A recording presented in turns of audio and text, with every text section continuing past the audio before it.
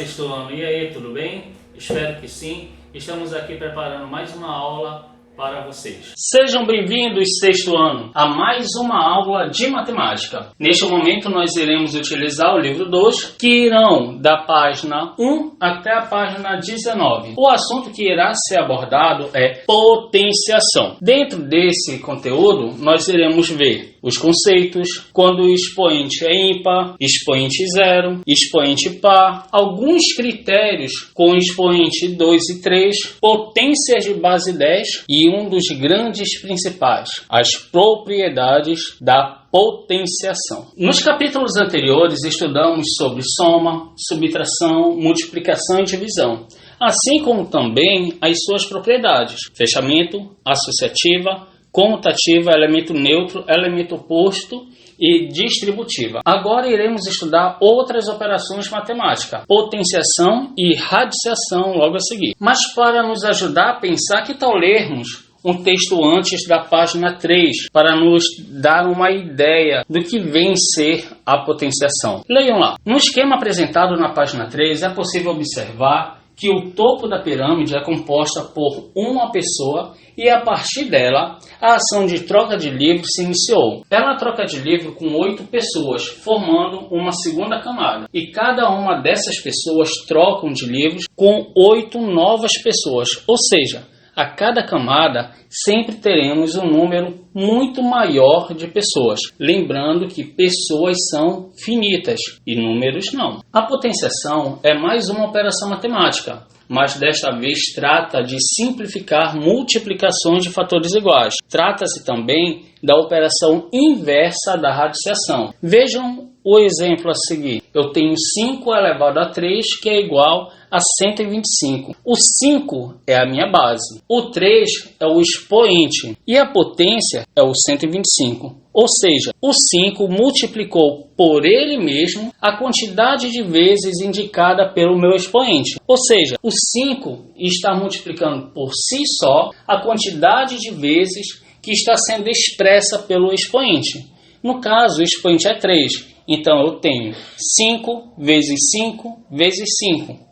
5 vezes 5, 25. Vezes 5, 125. A base expressa quais serão os fatores que se multiplicarão. O expoente informa quantas vezes a base se multiplicará por ela mesma. A potência é o resultado da operação. Agora vamos tratar quando os expoentes forem ímpar. Todo número elevado a 1 é igual a ele próprio. Toda potenciação com expoente ímpar, o sinal da potência permanecerá o mesmo da base. Percebam esses dois exemplos. Eu tenho 2 elevado ao cubo. 2 vezes 2 vezes 2 igual a 8. Ou seja, o meu número é positivo, o meu resultado permanecerá positivo. Agora imaginemos um outro número, supondo menos 2 agora. Agora percebam este outro exemplo. Menos 2 elevado ao cubo. Então eu tenho menos 2 vezes menos 2 dá mais 4. Mais 4 vezes menos 2 dá menos 8.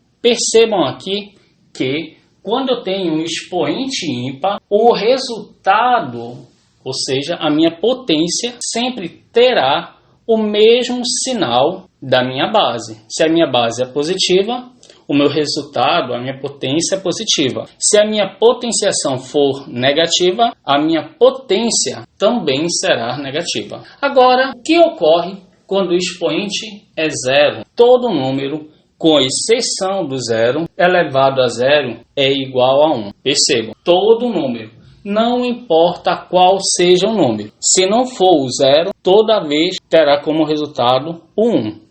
O zero elevado a zero, ele é chamado de indeterminação. Não tem uma resposta para ele no conjunto dos números reais. Então, se eu tenho 15 elevado a zero, dá 1. 3 elevado a zero, dá 1. Agora, olhem esse exemplo que eu estou destacando aqui como atenção. Menos 3 elevado a zero. Este menos 3, ele não está agrupado nos parênteses. Como ele não está agrupado, quer dizer que este expoente está envolvendo apenas o número e não o sinal. 3 elevado a zero dá 1. Só que Como ainda tem o sinal que está do lado de fora, fica menos 1. E agora, o que ocorre quando o expoente é par? Toda potenciação com o expoente par, o resultado sempre, não esqueçam, sempre será positivo. Eu tenho então 2 elevado à quarta. Vai ser 2 vezes 2 vezes 2 vezes 2. 4 vezes. 2 vezes 2, 4. Vezes 2, 8.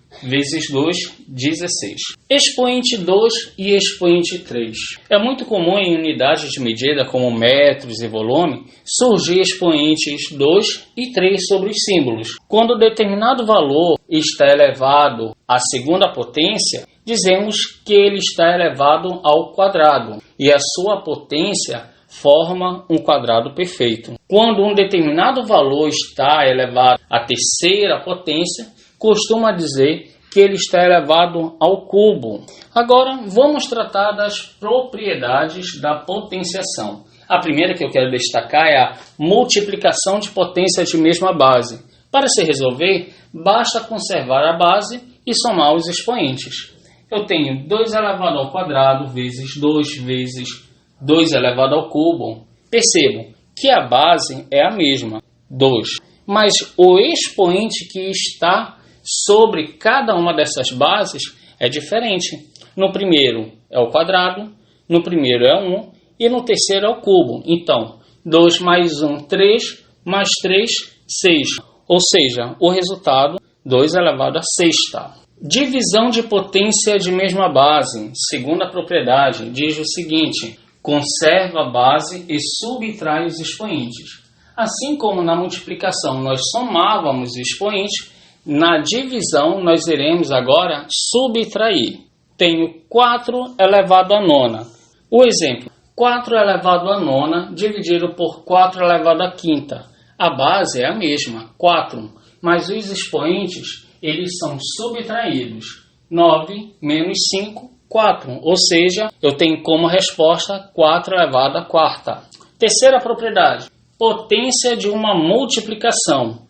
Para elevar uma multiplicação a um expoente qualquer, elevamos cada fator a esse expoente.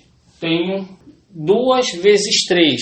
Essa multiplicação tem o primeiro fator 2, o segundo fator 3, e eles estão agrupados elevado a um expoente, no caso 2.